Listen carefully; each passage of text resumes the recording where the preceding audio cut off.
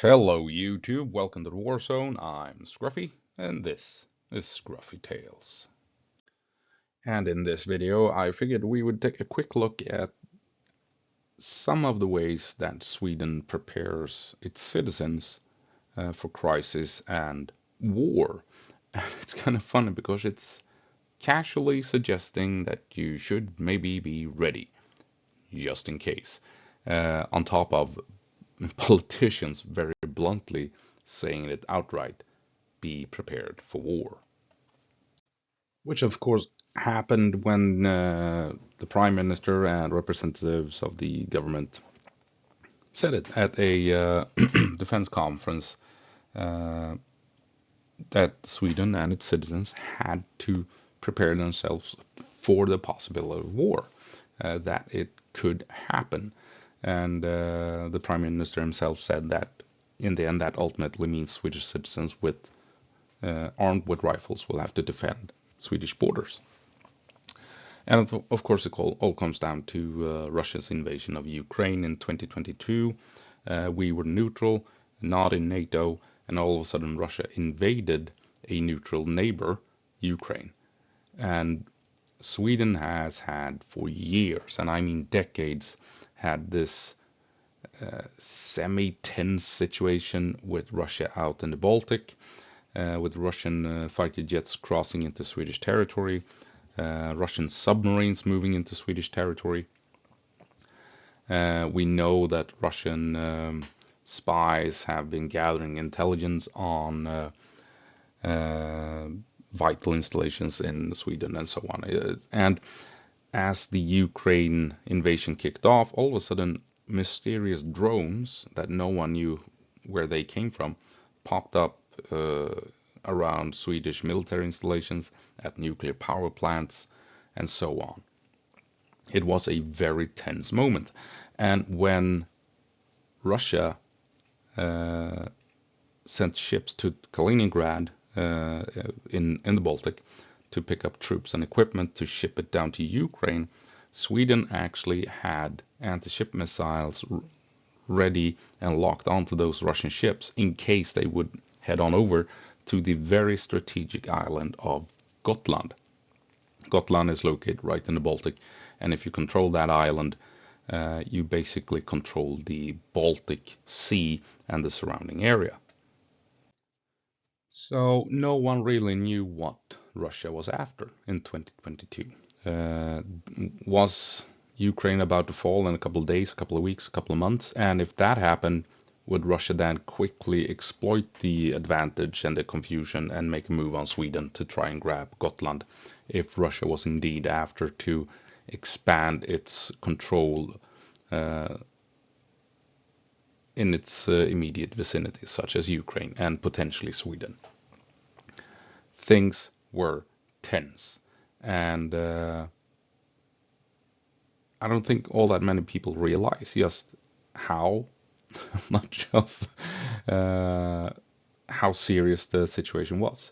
The Swedish military was on high alert because we didn't know what to expect. We didn't know if something would happen on Gotland in the early months of 2022. And that moves us on to how Sweden kind of casually tries to remind us that this may still happen even when we're in NATO. Of course, we have to mention the pamphlet booklet that the government provides Swedish households. If crisis or war comes, it used to be a thing back in the Cold War that these things were provided. You know, it was the Cold War; things could kick off at any moment. And then, when was it? A couple of years back, not that long ago, but a couple of years back, 7 years maybe, 6, 5, something like that. They reintroduced this booklet pamphlet, If Crisis or War Comes, and it basically includes the basic information that you need to know and you need to think about in case a larger crisis, earthquake, tornado, whatever, terrorist attack, if that happens, or if worse comes to worse, war. So how to prepare for an emergency, what is the total defense, the defense policy of Sweden, in which the country and the military relies on the entire civilian population to actually take part and help defend the country, and it finishes off with the warning systems. When the alarm sounds, what does it mean, and stuff like that, and also where you can find bomb shelters and stuff. We have, I think it is 65,000 bomb shelters in Sweden, and they theoretically can hold 7 million people. They were built during the Cold War when Sweden had a population of 8 million, so 7 million civilians would be pushed into the bunkers, and 1 million men would be left to fight the war, basically. But they're mostly storage now, but getting cleaned up and what have you. But this pamphlet is a thing, and it contains some useful information. To be on the lookout for false information. This pamphlet tells you, don't trust everything you hear or see in the news. Look for facts, and or rather not in the news, but rather online, on Facebook, on YouTube, Discord groups, whatever, right? Twitter, X. Don't trust it. Just do a back check. Where did this information come from? Who put it out there and why? And educate yourself. Same thing here. And how can you survive without electricity? Can you provide first aid and stuff like that? And get involved in your community. How can you contribute to the total defense? Because total defense is not just soldiers with rifles, it's civilians providing food and shelter for everyone around them in their own community. So that is what the pamphlet goes into, beyond explaining how the military works and what your responsibility is as a Swedish citizen. But the pamphlet also has some really nice suggestions and tips for you how to survive for a week or a month if you're cut off from aid. And basically, what types of food should you store at home? How can you store water safely? How do you keep warm if there is no electricity? And how can you uphold communications if TV and radios break down? And you have additional equipment down here, tips and tricks down here as well.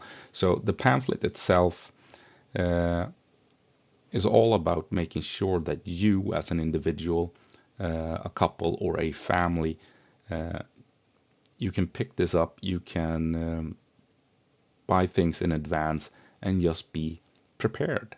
It's basically to be a prepper, right? The government issued pamphlet to make sure that every citizen is a prepper in Sweden, more or less.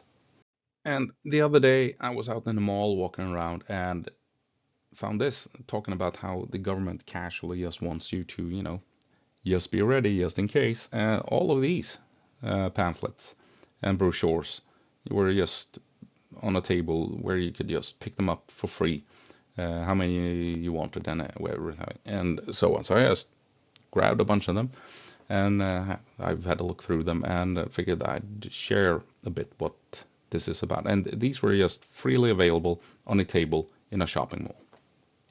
And it's a checklist, as it says here, this pamphlet here, how to stay warm, what to think about how to stay warm, what to think about how to be able to make food and stuff like that, how to receive information, even if TV and radios break down, water, how to store water and what you need, hygienics, lighting, and other good stuff like duct tape, lighters, the matches, and stuff like things you may not think about, but you see it and oh yeah, we might get that thing. and as you get that thing, maybe you think of something else. And so it's just these casual reminders that, hey, these are good things to have at home, just in case. You never know. And also going over the various alarm systems we have in Sweden that they test regularly. Oh, that word, regularly. I can't get that word through my mouth. It's difficult. And they test this once a month.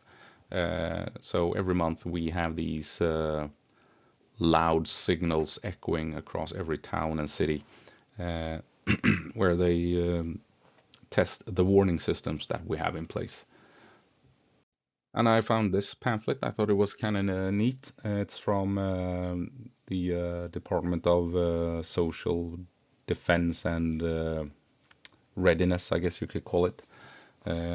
Department of Social Protection, Defense, and Readiness, something like that. Anyway, the agency or department that hands out the If Crisis or War Comes pamphlet. They've made this small thing here. 7 days. Practice to manage a week of crisis or war. Uh, you know, why not? That's apparently something we should do in our peaceful nation. I mean, it kind of sends the message that all is not well in the world, and we can't really trust that one particular neighbor out in the east, right? And so what this pamphlet here is all about. So day 1, do this. Day 2, this. Survive a day without water. This goddamn headset. Anyway, so try 1 day without water, and over here it's how to stay warm. What do you do if you can't use credit cards? How do you pay for something? If right, you need cash. And whatever. So, and here, yeah, if you lose electricity and the home turns cold, so try sleeping a night in a sleeping bag or with a jacket instead of covers. Try to live on a smaller surface than usual to save up on the heat and all of that. So it's just casually, hey, you want to try out how to survive through a crisis or a war for a week? Try this. So yeah.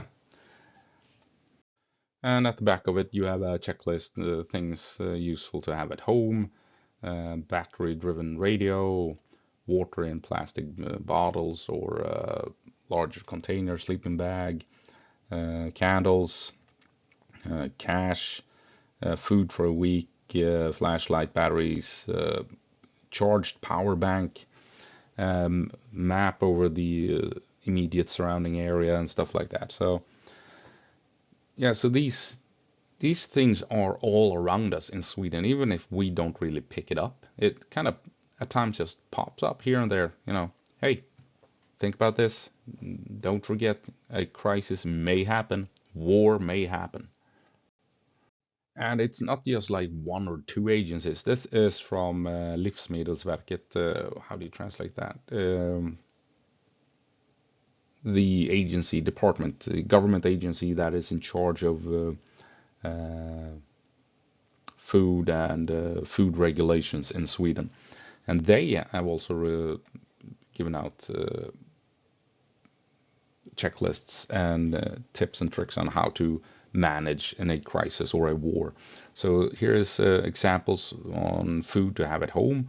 A long list, and it's the list is food that can be kept in room temperature under a long time, simple to cook, heat, and can be eaten straight away as they are. Right, and so also checklist food for a week that can be stored in room temperature. Additional drinking water, frozen or in bottles. Some way to heat up the food with gas or alcohol or whatever. And of course matches or something so you can light the fire as well. And and then they have additional stuff they have at home: coffee, tea, cocoa, honey, and sugar, flour, baking powder, you know, uh, eggs, fruits, vegetables, and everything. And also highlighting the water, uh, telling people to at least uh, count on that each person needs 3 to 5 liters per 24 hours, and have additional bottles at home and stuff like that, and also have containers, clean containers, so you can go and pick up more water from somewhere as needed. So this is, I mean, this is a government effort where all government agencies are involved, because this is the total defense. Then every government agency and department is involved in the defense of Sweden.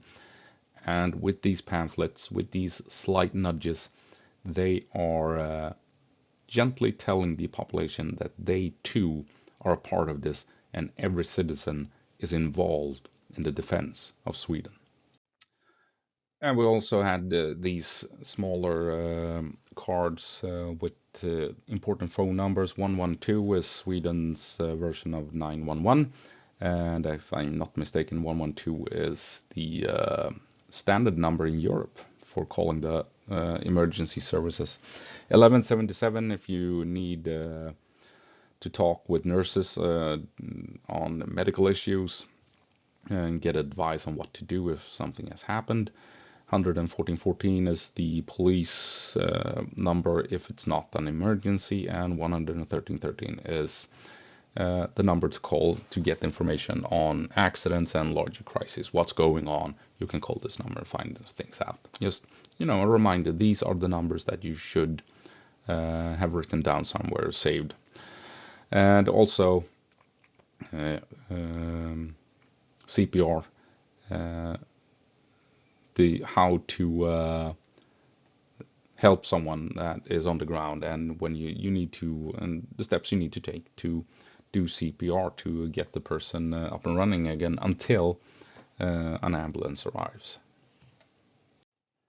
And perhaps the most important piece of information that the government hands out in the shape of these pamphlets and booklets and whatever it is on page 12 of If Crisis or War Comes. And it doesn't mince around. If Sweden is attacked, resistance is required. And this is the standing order right here to all Swedish soldiers, to all Swedish citizens. This is non-negotiable. This is the one standing order.